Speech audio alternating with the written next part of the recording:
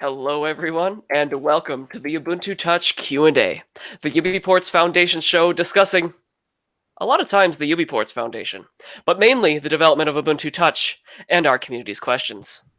This is episode 52, streamed live on June 15th, 2019. My name is Dalton, and joining me this week are Marius. Hello. There we go. Florian. Hi. And Jan. Hello. As well as an echo of myself, I cannot think... Okay, fixed. Breathe. There is no echo on our side, so you might have a local echo. Mm-hmm. Local echo. It's a leco. How does that work? Leco. Okay, just making... We've got a great roundup of community news and questions for you this week, including the fact that Hangouts on Air is going away later this year, which Google did not tell me until I started streaming. Yeah. Seems like a bad time, but that's okay. Let's talk a little bit about what's been going on in Ubuntu Touch the past 2 weeks. First off, and actually this has been the last month because they post fortnightly, the Binary Times has been covering Ubuntu Touch. This is a audio cast that talks about all things Linux and open source, and it's just a few users getting together to talk about Ubuntu Touch. And I think that their goals align a lot with ours, or at least their stated ethics and motivations. Among other things, they are not on iTunes at all, or any of the proprietary stores, so you need to go directly to their website to get their shows and listen to their coverage of Ubuntu Touch. So I thought I'd give them a little plug right here at the top of the show, because I think they're awesome. And I liked hearing about the stuff that I do because I'm egotistical. I mean, you can find them at thebinarytimes.net, and they have their RSS feeds for MP3 or OGG right there. That was what I wanted to say first. That's great. Yay. And they are a great show, and they talk about Ubuntu Touch honestly, not, trying to be easy on it because it's a community project. They're talking about it like it's a serious contender and has serious contender problems. So I like that. I haven't listened to it yet, but I will surely take a listen after this one. I didn't know about it before I entered it. And of course, Wayne went and harassed them a bit. Oh, but, know, Wayne does that. Hello, Fuse Team and Jan and Mr. Okipi. I hope I didn't say anything bad. Let's talk about some new and updated apps in the Open Store that you should be looking at and downloading today, too. Because we got to get some coverage on our community here. Got to unearth the community as if they were in the earth at all. Have any of you tried out Instagraph? Yes. That was really fast. Pretty good, actually. So Instagraph is an unofficial Instagram client natively built for Ubuntu Touch. So if you are an Instagrammer, don't know if that's what they're called, and you like posting your pictures for likes, you can download Instagraph on Ubuntu Touch. That has been updated with some bug fixes, performance improvements, and some new features. Another app that I found, I just kind of went through the list and picked the ones that I liked the most that have been updated recently. The Suffixer sound generator app. Now, this is a sound effects generator for games or videos, and I've used it personally before to make terrible games that no one would ever want to look at.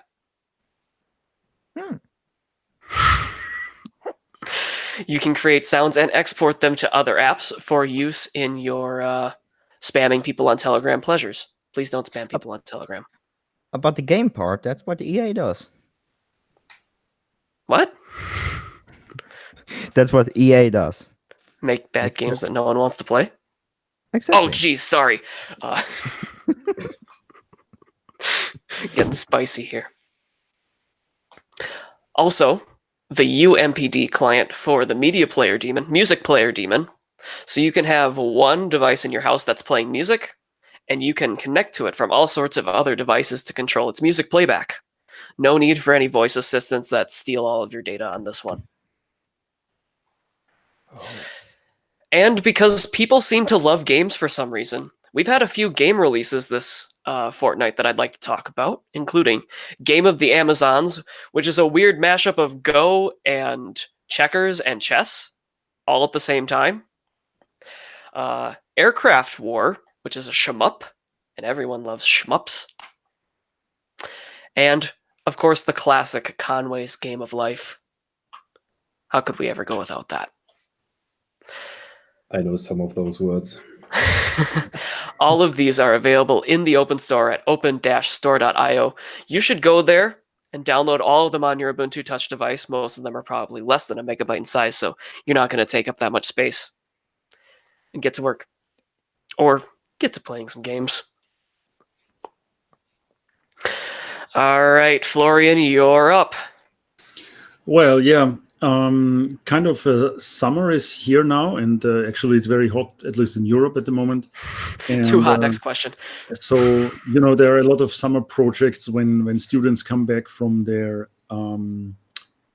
school and they're going to vacation and they need to be busy or entertained. So I was thinking about something like, okay, maybe we can motivate people a little bit to look at old bugs and stuff that we have in the backlog for a long time.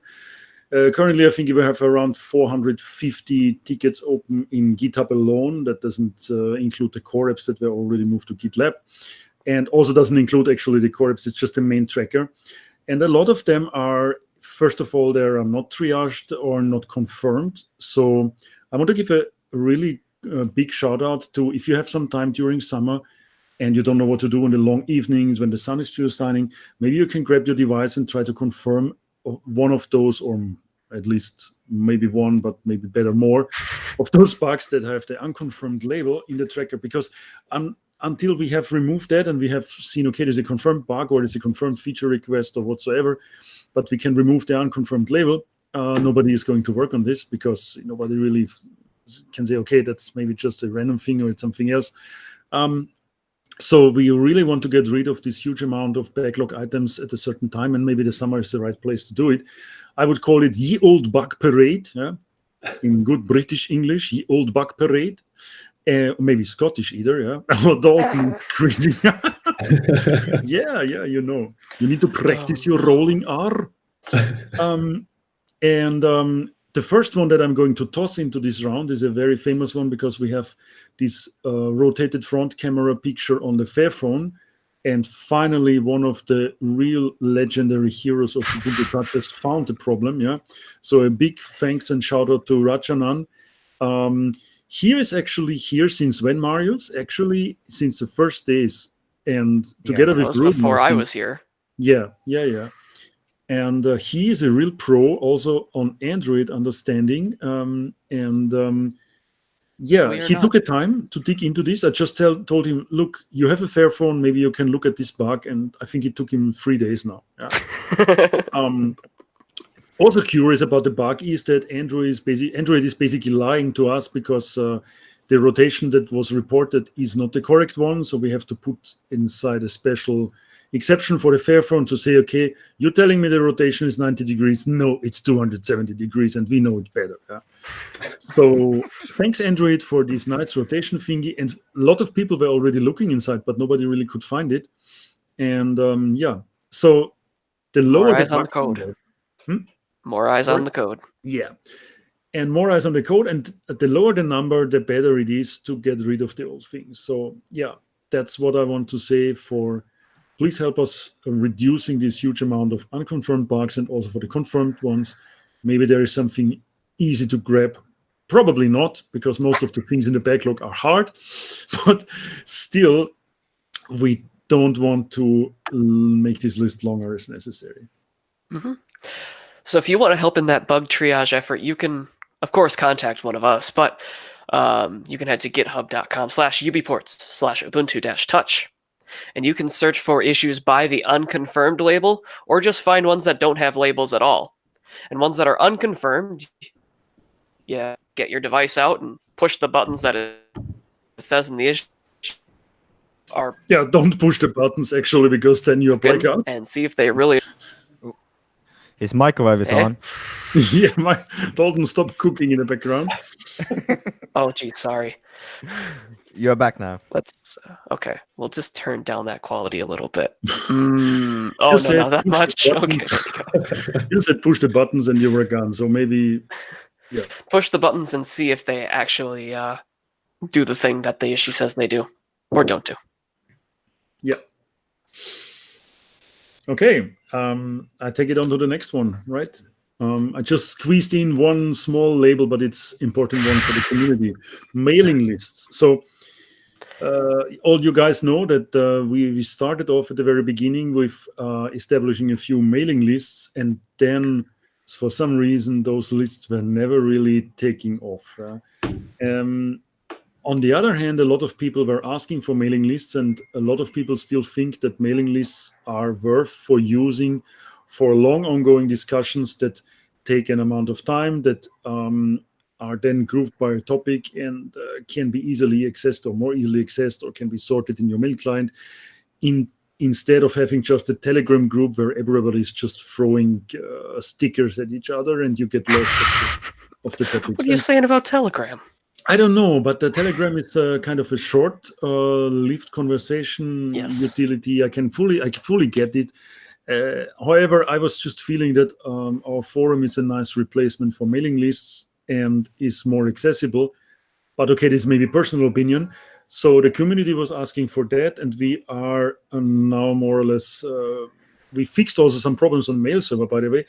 But now the mailing lists are there, fresh and ready to use. So if anybody wants to use a mailing list, of course he can.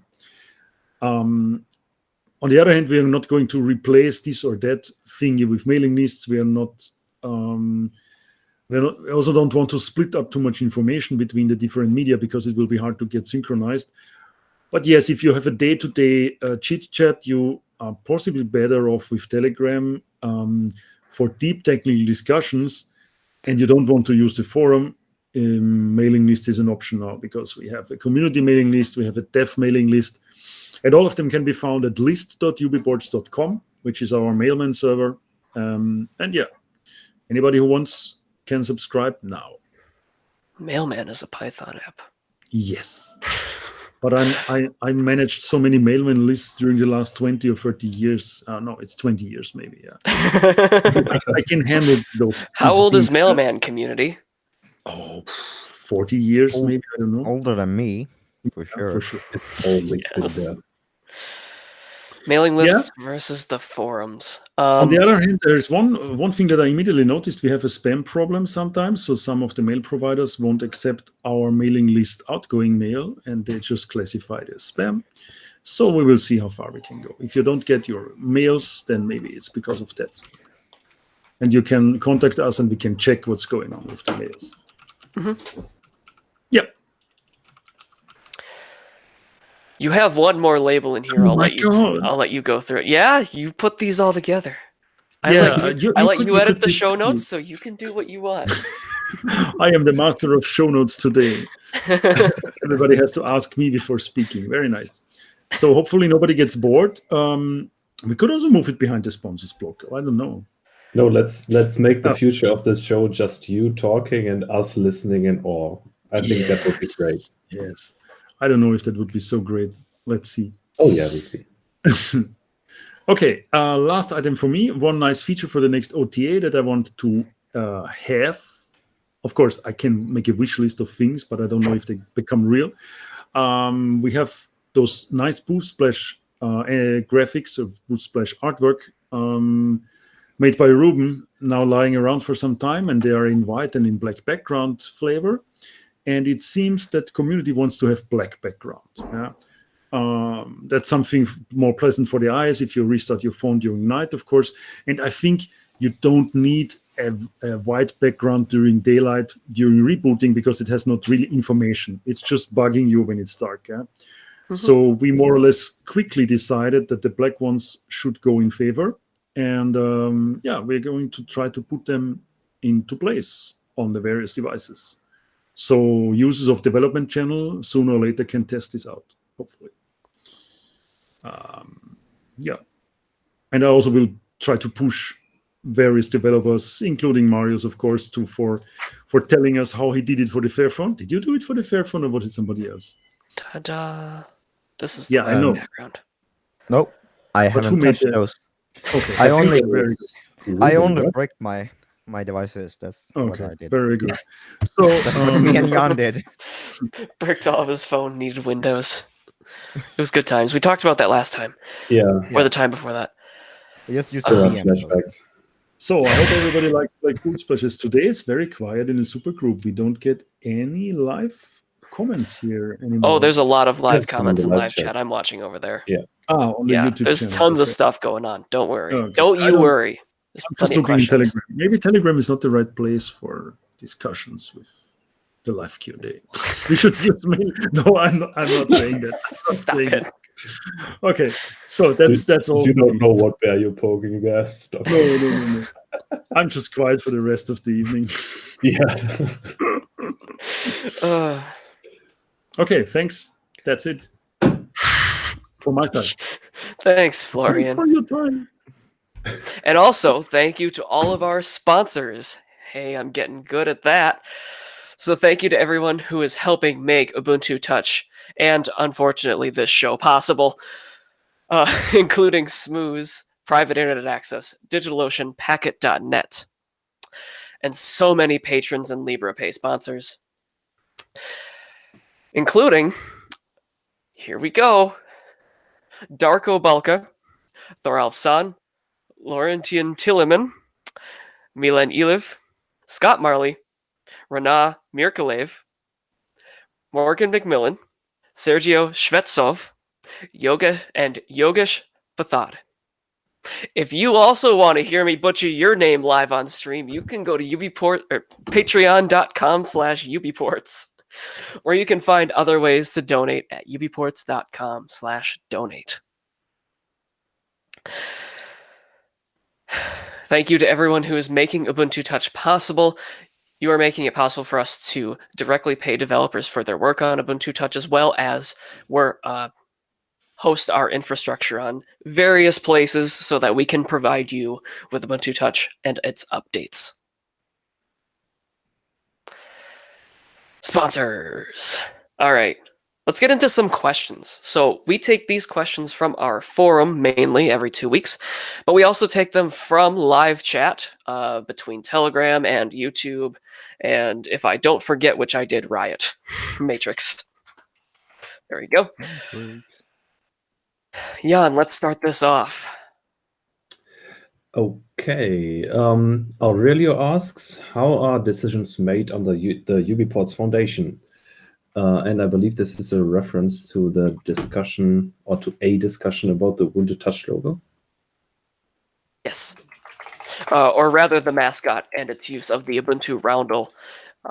They were people were looking at creating a new roundel that could be used on the mascot and by the project, which, let's explain that a little bit. So, the Foundation's purpose is to provide the UBports community with a legal framework that can be used to enter into legal agreements, handle money, and similar things. And it uses all these things, or it uses this framework to further the goals of free and open source software and, of course, our community. And that goal of the Foundation is defined in Section 2 of the Foundation statutes, which you can find at ubports.com/foundation. So for most day-to-day operation of the project, the UBports Foundation Board of Directors is not directly involved. Either some community representatives or delegates of the Board of Directors can make day-to-day decisions involving legal frameworks, money, and those things. But for what pull request are we going to accept, that's not going to be huge. That's not going to be Foundation involvement. So I see a bit of misunderstanding there of how this whole framework is going to work out. The board of directors isn't God here, but they are very important. Only I am I have the to say god. that because they're all in the room right now. If they weren't in the room, I wouldn't be so nice. Well, not all of us. We can Not all we of can you. shit talk the others. Guess why we are so silent? We're just listening. If you say anything that is not in the way, If that I say the board- anything wrong, I'm just gonna get kicked out of the call. That's what's gonna happen. It's just We can't. You own it. Okay, Oh. this is not right. what's happening? It's getting dark out, so Oh, Okay, okay. sorry. Automatic light. carry on, Dalton. so. For any decisions which are made by the board of directors, which would be things which haven't been delegated, most things regarding money, trademarks, the public should be notified about those decisions. And that's also specified in the statutes. I'm really just reinterpreting the statutes here and the English version, which is not legally binding, but I'm not a lawyer anyway, so this isn't legal advice. Unless, of course, it would be detrimental to make these decisions available to the public right away. So, for example, in this specific case where we're talking about the logo and mascot, the public likely would not be notified about a decision on them right away. The decision would be made by a committee of community members or something similar behind closed doors, which feels really weird to say in an open source project, but let me back that up here. So, when we're talking about logos or names or other things that make up trademark and the legal face of our community, it's very easy to get trolled. And I don't mean by people yelling at you on the internet, I mean by lawyers and people who are a lot smarter than us at the legal system. So they can register, say, we decide we have a list of names that we want people to vote on, right? And we end up deciding on Phoenix OS as the new name for Ubuntu Touch. We can't use that one anymore. What someone can do is they can register the domain for every one of those choices that they see in that list. So they register Phoenix OS and Ashes OS and whatever we have for choices. And then when we go to register it, oh, it's not available. We'll have to pay $10,000 for that. Or they could register that as a trademark via whatever local government they'd like to. And then when we try to use our name in that jurisdiction, we get blocked. And the same can happen for logos or any of that, where we can create this logo out in the open, someone else registers it, and then they sue us for an infringement. Now, of course, in a court of law, we can probably, I'm not a lawyer, prove that we had it first, but that's a lot of time and money that we've used. So that's why some of those decisions will have to be made by either committees or whatever it may be behind closed doors. And the public would be notified at very late in the process. That's for that specific case that Aurelio is asking about. But for most... And can I add something on this? Yes. If we want to stay on a specific case for a moment, it's also that I think the start of the discussion was that they wanted to make a sticker pack with Yumi. That was the initial thing. And then as discussion started off, if the Circle of Friends, which is a canonical trademark, which is currently placed on the Yumi artwork, if this is legal to be there, or if there is any problems, if he's going to design something that incorporates that part, and or if there is any other issues with using the word Ubuntu Touch and so on. So in the end, I told him, okay, the foundation has an agreement with Canonical that we can use the word Ubuntu and Ubuntu Touch to a certain degree. We can still use that. And also the Circle of Friends is more or less, let's say, a licensed thing that needs to be licensed if you use it on your product. If you actually, that is a commercial thing more or less. So Canonical wants to protect that somebody starts selling stuff. For example, if you're going to make a phone and you want to have a a logo on it that says that phone is made for Ubuntu Touch, and there is a circle of friends on it. They want to have a registered you with them so you can use it, so that nobody can really make a lot of money with just their trademarks. In general, if you are not going to do money with that, you can simply apply for a license with Canonical, and they will happily give you a license for that. It's just a process of making it possible for them to control who is actually using their trademarks. So it's not that severe that we are in a position that we cannot use it. And now coming back to the first point, if there is a suggestion for a new artwork, we are not easily going to change the logo, the name, or the trademark, because we have established this for the last 2 or 3 years. And there must be really, really good reasons that we see why we would change to a new name.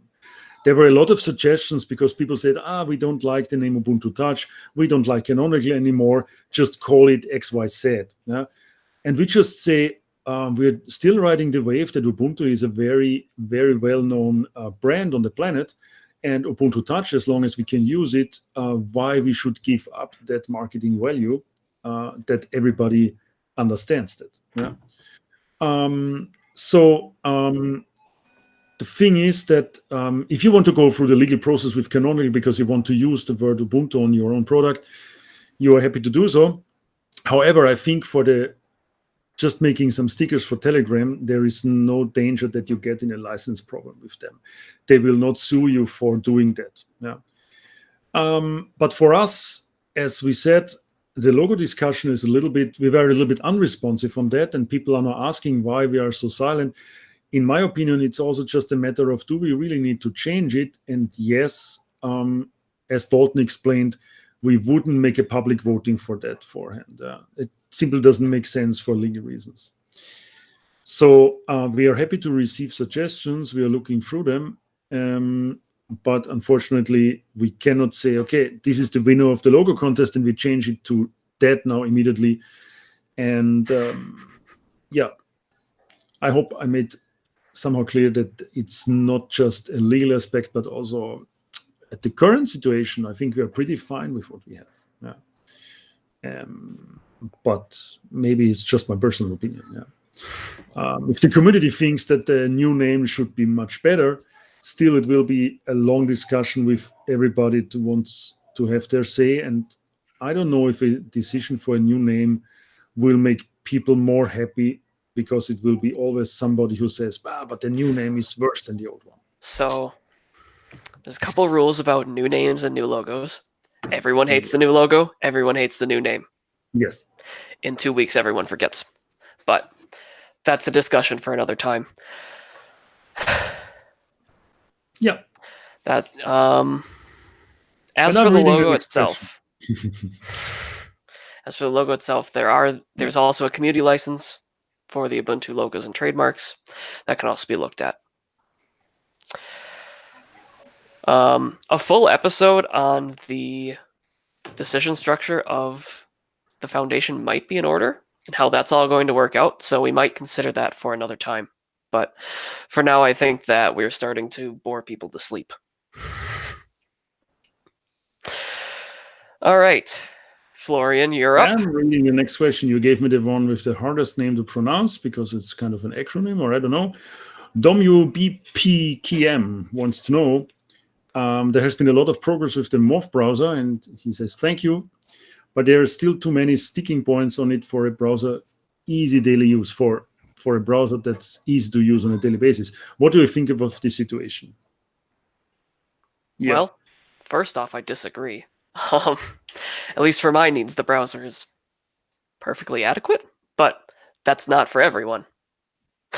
So there has been a lot of progress on the Morph browser, and it's gotten a lot better since its first release. It's a much more stable browser now. It has more features, all that fun stuff. But there could be things missing for people. In particular, it doesn't have support for web extensions or ad blocking or any of that. Someone just said that they are asleep in the live chat, so I think we made a good decision. But really, it's not going to get any better unless people like you help out, either by reporting bugs or finding things in the log that say, hey, that's probably why this doesn't work, or just looking at the code and pointing those things out to us.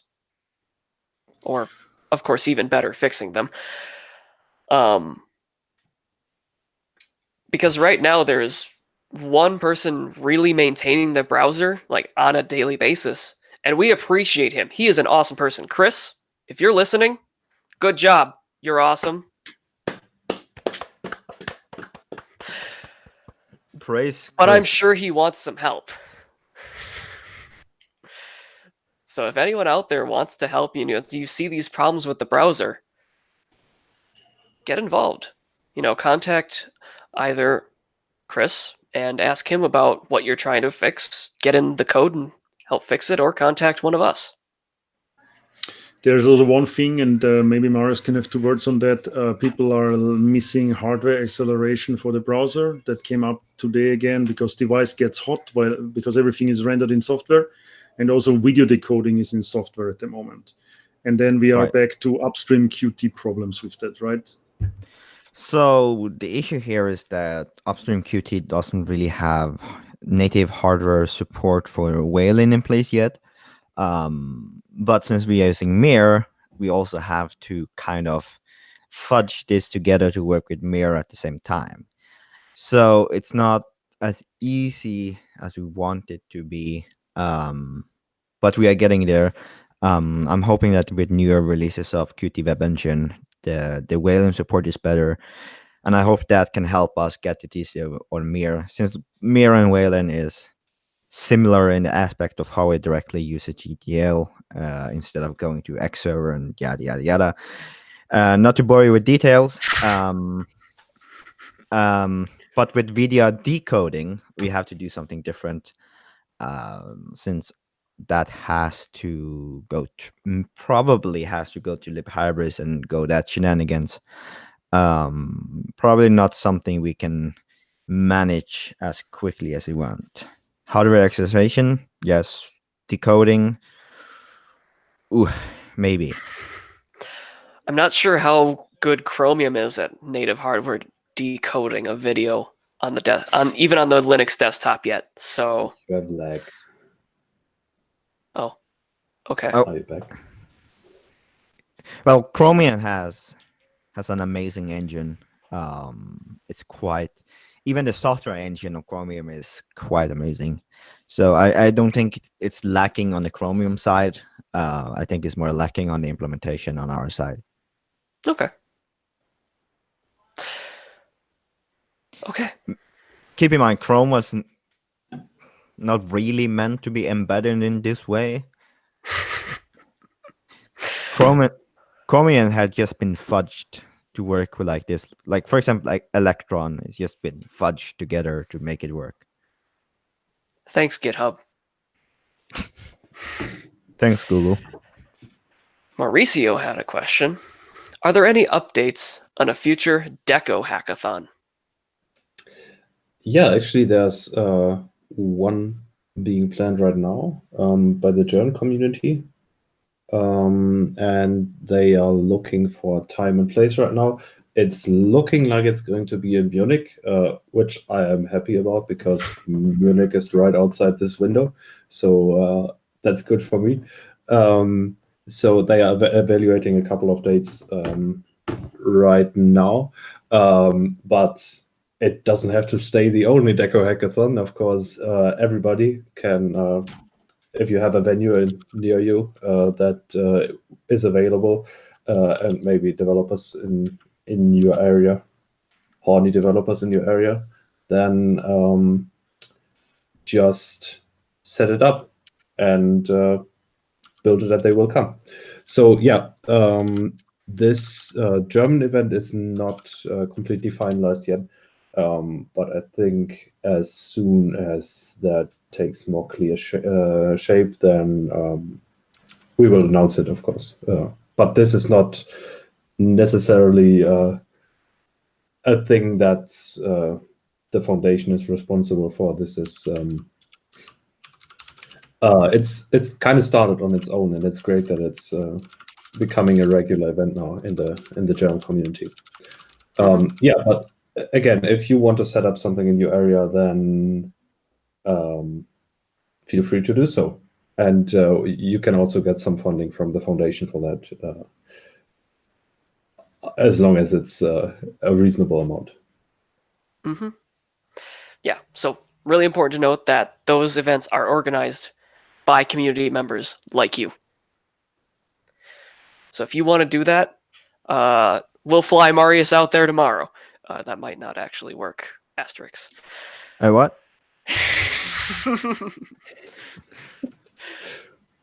We should get a helicopter. We should get a helicopter. Yeah, let's start a crowdfunding so we can chop our Marios around. Why can't we just build a massive drone? That's a really good idea. Yeah, Yeah. I think we're making progress here. Yeah. Florian, you're up again? Yes, I'm up again. Actually, it's also a event not very nice to pronounce. Jan You know my pain. ESC, probably some kind of French name, I'm not sure. He's asking, can we run games like Quake? And that's a real nice question. I like that question. Quake on a mobile phone. Just imagine how awesome that would have been when it first came out. But okay, But I'm can it drifting run away. Crysis? So, it appears that Quake Spasm, yes, that's really its name, which is an engine for Quake, is available in Ubuntu 16.04, and it's available for ARM. So in theory, it's installable in Libertine and you can play Quake on your Ubuntu Touch device. In practice, it might not work at all, but you can certainly give it a try in Libertine. It also won't have hardware acceleration, so don't know how well that'll play. But you can see. We can see. I think I guess- remember a really old video of either Alan Pope or Popescu Zorin playing Doom on Ubuntu Touch. Which then led to us all singing E1M1 before this show. Thanks, Jan. Great. Hey, wait. Good news. Actually, the Quake Spasm is using SDL2, so you can actually run it natively on It Ubuntu could be Touch. ported to a native package. Woohoo! No, you can just run it. It should be able to just run it. Actually. All I right, think that's homework for someone. Yeah. Whose homework is that? Someone in live chat, take that one. All right. Great. Matthias had a question, and this one is going to be interesting. In the Dutch language group, someone joined who wanted to possibly pay for the development of a native app. This app would be used to access a commercial service that already has native apps on Android and iOS. He was asking in what way the UBports Foundation or community could assist that commercial company in creating such an app. All right. Here comes So- the legal part again. Legal party. I'm so bad with the legal goal of stuff. the foundation is to further open source in general and Ubuntu Touch specifically. So we also could pay a company to develop apps, preferably open source ones. But if we have an app that we really need and it is closed source, you can also have a closed source app that helps people get on more open source. So in a way that would also be possible. Of course, we would always prefer those apps to be open source, but there's just no way. And in the open store, you can also publish closed source apps. So that would be possible. And the second part about that we're going to help them in a way. Oh, sorry. The second part is if we're illegally allowed to go into contract with an outside company. Well, the foundation is a little bit limited to go into contracts. We are not a company. So that's the first thing. No. No. And No. We are not limited at all. No. yeah, no, but if you think about, if you say now we are, when we are from our mission goal, Okay, there you go. we are not going to be a It contractor depends. for another company to develop a closed source app for them, because it, in my opinion, it has no real value for the foundation goals. So the foundation is here to Okay. to nourish and foster, let's say these nice words, to raise the community and to keep Ubuntu Touch alive and prosper. Yeah. Oh my God, what words come to my head today? But if we are going to allocate resources on building closed source apps, even if they are paid for by an external company, we are actually a little bit wasting our time and just resources for that one goal. But in the meantime, we could actually help the foundation more if we just allocate those resources and people on working on our open source things as usual, as we are doing now. And also, not all the users will benefit from this one closed source app. I mean, I think we are open for assistance. We can assist them in any way what they need to know about how to develop apps for Ubuntu Touch. That's what we're here for. That's a mission goal for the foundation. The foundation will help anybody who wants to make an app, be it open source or closed source, doesn't matter firsthand. But I think they have to come up with their own resources for developing this part. Even if it's an open sourced app, I'm not 100% sure that we are going to say, okay, we develop a new app that's not a core app for us at the moment, because it's just cool, or it's just, for example, I'm really a little bit sad that there is no Slack app, because I could need it for my job. Yeah? But I'm not going to push the foundation to develop an open source Slack app, which is possible because Slack has an open API. And the foundation will also not say, yes, let's just develop a Slack app, because everybody needs that. Yeah? So that's what I want to say with, we are in a foundation role. We have other things on our, let's say, primary strategy than getting money for or being paid for app development. Yeah. For the legal part, I mean, I don't know how this is made, if it would be count as a donation, or if it's just something that we can make a, let's say, work contract like other companies would do that. But even if it's possible and has no real disadvantages, I think we're not so much open for that at the moment. Okay, you brought that one back. Good job.